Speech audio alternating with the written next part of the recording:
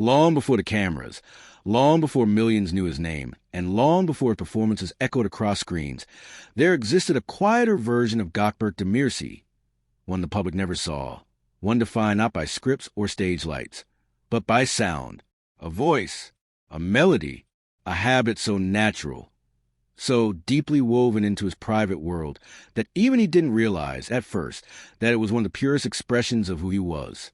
Singing was never something he announced. It was something he absorbed, something he lived with. It wasn't an ambition or a skill he sought to show. It was a refuge, a childhood companion, a secret window into a soul that always felt more emotions than he ever allowed himself to display. His earliest memories of singing were not dramatic or grand. They were soft moments, tiny fragments of life that stayed with him like worn-out photographs. He remembered sitting by a small window in his childhood home, hearing the wind brushing against the glass, and humming without thinking.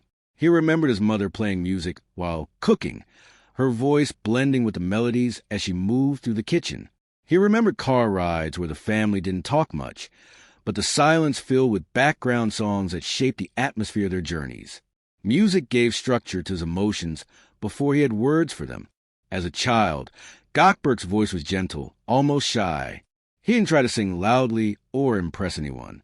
Instead, he sang the way a person breathes, naturally, quietly, because it felt right. Even when he didn't understand the depth of the lyrics he heard, he felt them, he carried them, he repeated them in whispers. It wasn't until he grew older that he realized singing wasn't just something he enjoyed. It was something that comforted him. Life sometimes overwhelmed him. He was introspective, thoughtful, and deeply sensitive. He didn't always share what he felt, but singing allowed him to release emotions without speaking. It was the safest confession he could make to himself. He never called himself a singer, not because he doubted his voice, but because he believed singing belonged to his private world. It wasn't meant for applause. It wasn't meant for validation. It was meant for him, his atmosphere, his inner space, his emotional balance. Yet, despite his quiet nature, there was always music inside him. As he moved into his teenage years, his connection with singing grew stronger. Adolescence brought confusion, questions, self-discovery, and occasional chaos. During those years, many people searched for an outlet, a distraction or a way to express themselves. For Gökberk, that outlet was singing. When he felt anxious, he sang. When he felt lost, he sang. When he felt hopeful, he sang. When he felt heartbreak, he didn't cry, he sang. Singing was not his reaction to emotion. It was his communication with it, a conversation with feelings he didn't show on his face. Those closest to him sometimes overheard his voice when he didn't realize he was singing, a quiet tune while cleaning, a soft hum during long evenings, a few lines of song drifting through a hallway. He didn't do it to impress. He did it because music helped him breathe more deeply, live more softly. Years later, when he entered the world of acting, people assumed that was the only artistic path he had ever followed. But what they didn't know was that singing had shaped him long before acting ever entered his life. Singing taught him rhythm, not just musical rhythm, but emotional rhythm. It taught him timing, not just in tempo, but in expression. It taught him breath, not just for melody, but for presence. It taught him silence, not just as a pause in music, but as a tool in performance. Music gave him sensitivity, and that sensitivity translated beautifully into acting. When he delivered emotional scenes, when his voice cracked at the right moment, when he controlled his breathing through intense dialogue, these were skills informally shaped by singing long before he ever stepped onto a set. But what mattered most was how singing served as a companion through every chapter of his life. There were times he found himself sitting alone in a dressing room, waiting for his next scene, the weight of a character heavy on his shoulders. In those moments, he would close his eyes and hum quietly, not enough for anyone to hear, just enough for him to reconnect with himself, to return to his emotional center, to remind himself that beneath the roles, beneath the fame, beneath the expectations, he was still the boy who found peace in melody. Sometimes, during late nights after long work days, he would sit by a window with a cup of tea and sing softly to himself. Not full songs, just pieces, lines, choruses, phrases that match his mood. These small rituals grounded him. To him, Singing wasn't performance. It was therapy. But what made his relationship with singing so unique was the way he protected it. He didn't parade it publicly. He didn't record himself. He didn't try to prove anything. His singing belonged to his private world, and he guarded that world carefully.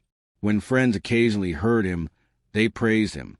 Some urged him to pursue singing professionally. They said his voice carried emotion that could touch people if he let it. But he smiled politely and shook his head. It wasn't fear stopping him. It was choice. Some passions were meant to be shared with the world. Others were meant to remain personal sanctuaries. Singing for him was a sanctuary. Still, his voice occasionally slipped into the open. At gatherings with friends, when someone picked up a guitar and everyone began to sing together, he joined. Not loudly, not trying to dominate the moment, but with a gentle presence that blended beautifully with others. People sometimes turned toward him, surprised by the warmth in his voice. But he always smiled it off, as if it were nothing extraordinary. Those who knew him understood. To hear Gökberk sing was to witness a piece of his soul that he didn't show easily. His musical taste was wide. He enjoyed songs with depth, songs with emotion, storytelling, and sincerity. He didn't care for flashy music. He cared for meaningful music. Lyrics mattered to him. Voice mattered. Feeling mattered. Music became a mirror of his inner world. If he was calm, he gravitated towards soft, poetic melodies.